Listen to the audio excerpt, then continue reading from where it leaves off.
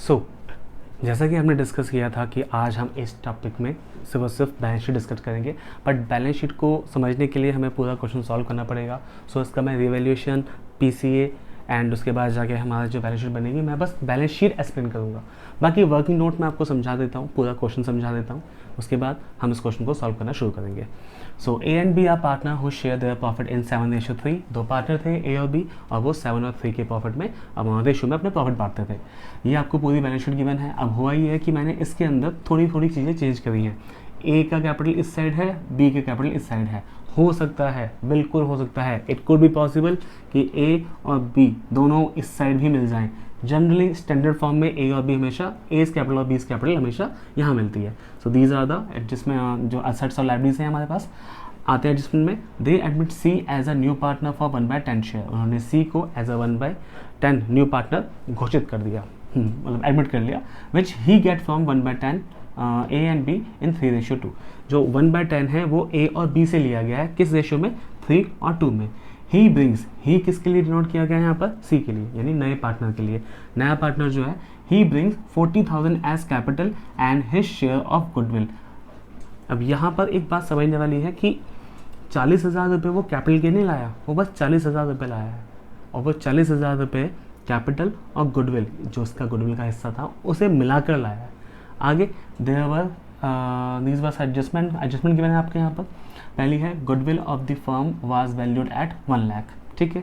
उसके बाद machinery was over valued. ये सारी एडजस्टमेंट आपको गिवन है। जब हम रिवैल्यूएशन डिस्कस करेंगे तब उसको हम यहाँ पर सॉल्व करना शुरू कर देंगे।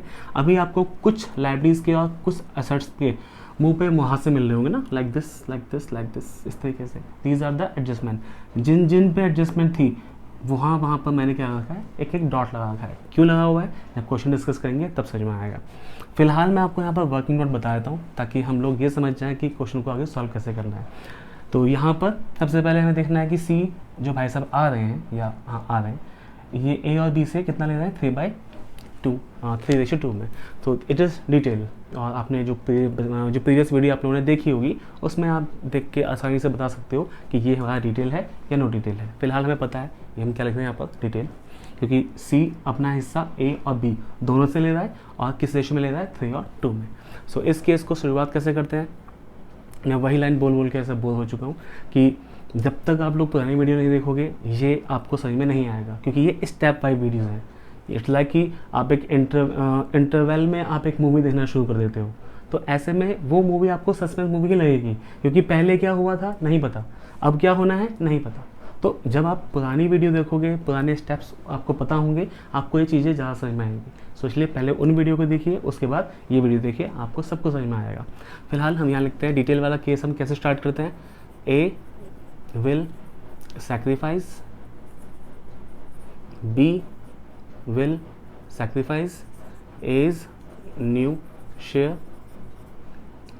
B's new share and C's share। लगे हाथों मैंने क्या कहा था, जो भी इनके ओल्ड रेशियो हैं उनको फ्रैक्शन में ओपन कर लेते हैं, 7/10 एंड 3/10। अब उसके बाद A और B दोनों 1/10 C का शेयर जो है उसको बांट रहे हैं, कितने में, 3/5 और 2/5 में। तो इसे सॉल्व कर लेते हैं, कितना आ जाएगा, 3/50, दैट इज अगेन 2/50। अब दोनों का क्या है, डिनोमिनेटर इक्वल है, तो यहाँ पर हमें बिना सॉल्व करे हमारे सैक्रिफाइस रेशियो मिल जाएंगे 3:2। आगे सॉल्व करते हैं। जो जो ए ने पे किया है उतना उतना हिस्सा ए का कम हो जाएगा, विच इज़ -3/50। डिनोमिनेटर इक्वल कर लेते हैं दोनों के। सो 35/50 -3, यानी कि 32/50।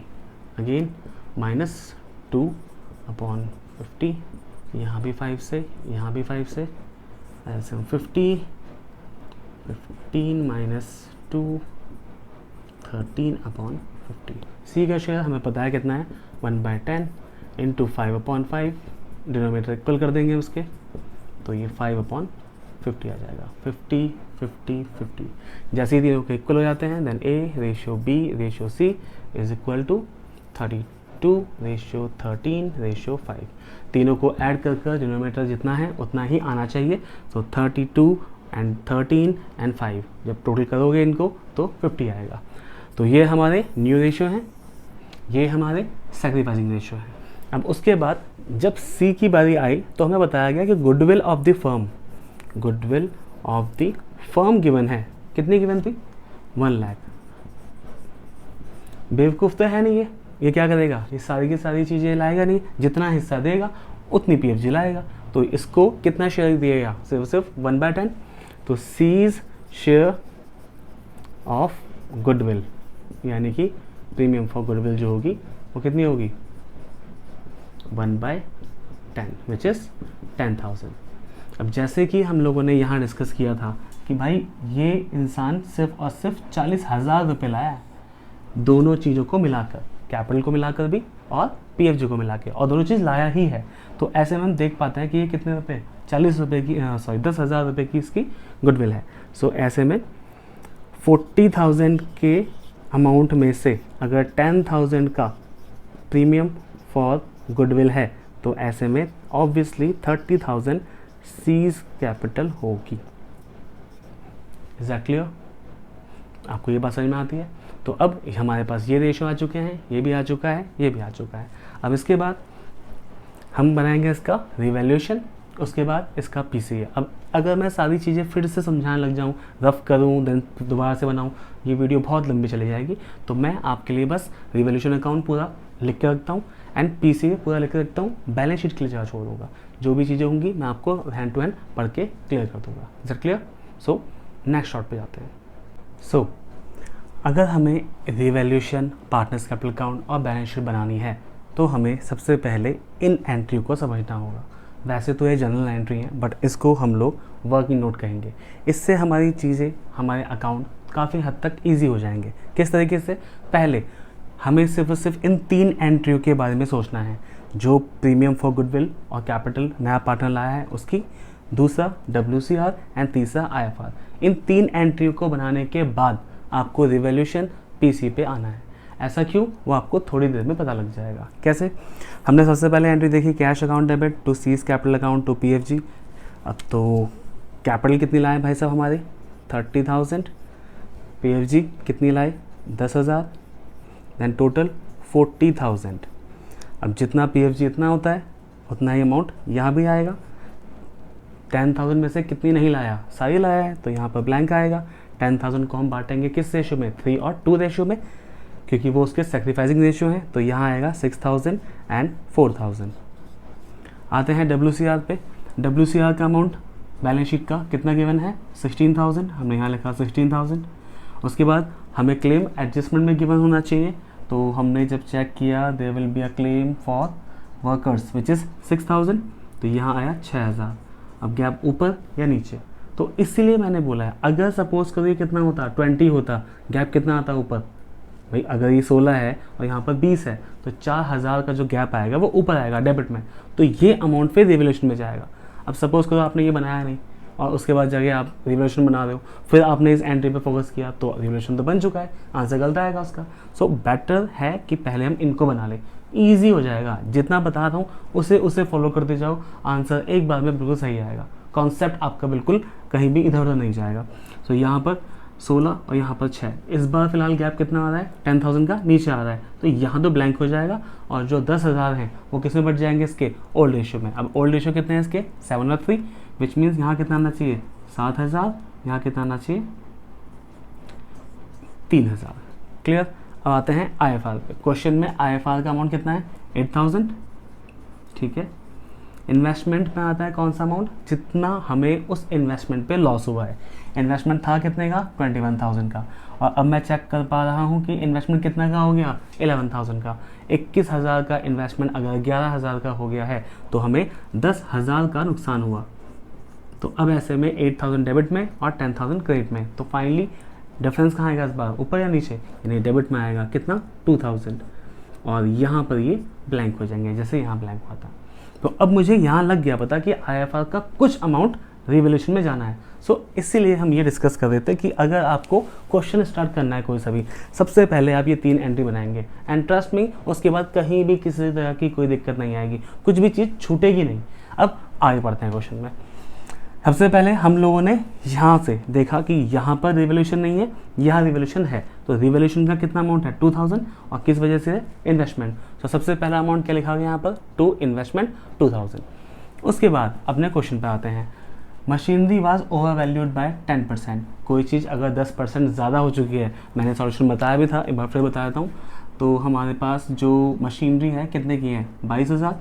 मैंने कहा था कोई भी क्वेश्चन अगर अंडर वैल्यूड या ओवर वैल्यूड का हो तो इनटू 100 कीजिएगा, अपॉन 100 कीजिएगा। चेक कीजिए, ओवर है अंडर है, ओवर का मतलब ज़्यादा, प्लस 10। जब इसे सॉल्व करोगे कितना हो जाएगा 1110, 1110, और ये 0 कट के 20,000। अब 20,000 जो आ चुका है, पहली वैल्यू थी कितनी 22,000, अब कितनी हो गई 20,000। वैल्यू क्या हो गई हमारी, बढ़ी या कम हुई, 2,000 की वैल्यू हमारी कम हो गई, इसलिए मशीन की वैल्यू यहाँ कितनी आई 2,000। क्लियर। फिर आते हैं नेक्स्ट पे।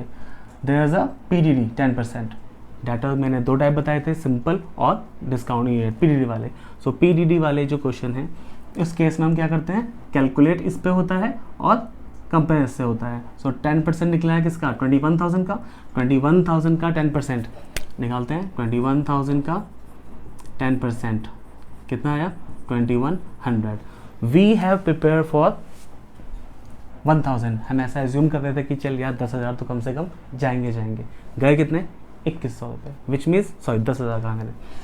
पीडीडी में मैं सोच के बैठा था कि 1,000 रुपये मेरे डूबेंगे, और फाइनली डूबे कितने 2100 रुपये। तो मैं 1,000 रुपये के लिए तो पहले से प्रिपेयर था, 2100 में मुझे लॉस हुआ, तो मुझे टोटल लॉस फाइनली कितने का हुआ यहाँ पर मैं मेंशन कर देता हूँ, 2100 minus 1000 which is 1100। So next investment की कहानी यहाँ पर एक्सप्लेन कर दी गई है, और इसका अमाउंट 2000 का हम ऊपर लिख चुके हैं। वर्कमैन कंपनसेशन क्लेम यहाँ पर जो 16,000 रुपये में से हमने 6,000 कवर कर लिए हैं, तो हमें जब नुकसान ही नहीं हुआ तो इसका इम्पैक्ट यहाँ पर नहीं आएगा। कब आता, जब ये 16,000 से ज़्यादा हो जाता। नेक्स्ट आते हैं पेटेंट व return of completely. Return of, क्योंकि हमारी जो पेटेंट है वो कौन सी है, कौन से सेट्स है, लाइक गुडविल, इंटेंजिबल एसेट्स होती हैं। तो अब ये क्या हो चुकी हैं, राइट ऑफ हो चुकी हैं। राइट ऑफ मतलब पूरी खत्म हो चुकी है। तो थी कितनी पेटेंट हमारी 4,000 की, हमें पूरा 4,000 रुपये का लॉस हो गया। आगे creditor of 1,000 was not likely to be claim. ये हमारे ईश्वर रूप में आते हैं। इन्होंने बोला 1,000 रुपये के क्रेडिटर जो थे उन्होंने बोला रख लो भाई पैसे, नहीं चाहिए हमको, तुमको हमें तुमसे पैसा नहीं चाहिए। हमने भी दोनों हाथ जोड़े और बोला बहुत अच्छी बात है, और ये हमारे 1,000 का क्या हो गया, प्रॉफिट हो गया। देन आगे आते हैं आउटस्टैंडिंग सैलरी रिड्यूस टू। बहुत ही सही लाइन है ये, reduce to and reduce by. Outstanding salary reduce to 10,000। So outstanding salary थी कितनी हमारी 11,000 की, और हमने यहाँ पर सैलरी कितनी कर दी है 1,000 तक कम करनी है। 11,000 रुपये देने थे, अब वो कितने देने पड़ रहे हैं, सिर्फ 1,000। तो हमें 10,000 का प्रॉफिट हुआ। कैसे, क्योंकि हमने रिड्यूस टू मतलब कि हमने 1,000 तक कम कर दी है। 11,000 की सैलरी हमने कितनी कर दी है 1,000 तक। तो फाइनली हमने 1,000 तक कम करने पर यहाँ पर जो वैल्यू आई कितनी आई 11,000 माइनस 1,000, और हमें 10,000 का प्रॉफिट हुआ। दूसरे केस में क्या बोला गया है, दिस पेबल रिड्यूस बाय 1,000। जो रिड्यूस हुए हैं सिर्फ कितने हुए हैं 1,000 ही हुए हैं, तो यहाँ पर सिंपल 1,000 का प्रॉफिट आ गया। देन नेक्स्ट क्या है आपका, फर्नीचर अप्रिशिएटेड बाय 20%। डेप्रिसिएशन का अपोजिट होता है अप्रिसिएशन। सो हमने क्या किया यहाँ पर, इसका 20% निकाला और यहाँ दिखा दिया। देन ओवरऑल इन्हें प्लस किया गया, इनसे माइनस किया गया, हमें गेन हुआ कितने का 4,900, और इसको हमने डिस्ट्रीब्यूट कर दिया इनके ओल्ड रेशियो में। रिवैल्यूएशन में कोई डाउट अगर हो तो कमेंट कर देना, मैं रिप्लाई कर दूंगा। उसके बाद आते हैं पीसीए पे। पीसीए के मैंने आपको सिर्फ 3 स्टेप बताए थे। पहला step checking of balance sheet. मैंने बैलेंस शीट में चेक किया, कैपिटल क्रॉस वे में, ये लेफ्ट साइड में था राइट में आया, ये वाला राइट साइड में था लेफ्ट में आया। दूसरा अमाउंट क्या चेक करते हैं, आइटम क्या चेक करते हैं हम, जनरल रिजर्व। ये यहाँ पर था, यहाँ आया ओल्ड रेशियो में बढ़ के। उसके बाद यहाँ पर कुछ भी नहीं है। यहाँ पर कौन कौन सी चीज़ें हैं जो हम चेक करते हैं, गुडविल, प्रॉफिट एंड लॉस और एडवर्टीजमेंट। लेफ्ट साइड में है, कहाँ आएंगे राइट साइड में आएंगे, और किस रेशियो में बटेंगे ओल्ड रेशियो में। ये तीनों स्टेप हो गए। सॉरी तीनों आइटम हो गए, पहला स्टेप कंप्लीट हुआ। दूसरा स्टेप था हमारा रिवैल्यूएशन का आंसर, जहाँ भी है वहाँ भी क्रॉस कर लेंगे, कहाँ आया है इस साइड आया है, क्रॉस होकर कहाँ पर आएगा इस साइड। तो हमारे आइटम कौन कौन से कंप्लीट हो चुके हैं, ये देन ये और ये। देन उसके बाद थर्ड स्टेप था posting of general entry. General entry यहाँ से और यहाँ से, बस 3 एंट्री। यहाँ पर कैपिटल अकाउंट है, बिल्कुल है, मतलब मैं डोरा द एक्सप्लोरर नहीं बन रहा, बट हाँ पूछना पड़ता है ना कभी कभार। तो सी इज कैपिटल अकाउंट किस साइड में है, क्रेडिट साइड में 30,000। तो हमने लिखा सी के, ये डेबिट साइड क्रेडिट साइड होते हैं ना, तो हमने सी के क्रेडिट साइड में लिखा 30,000, किस नाम से, कैश के नाम से।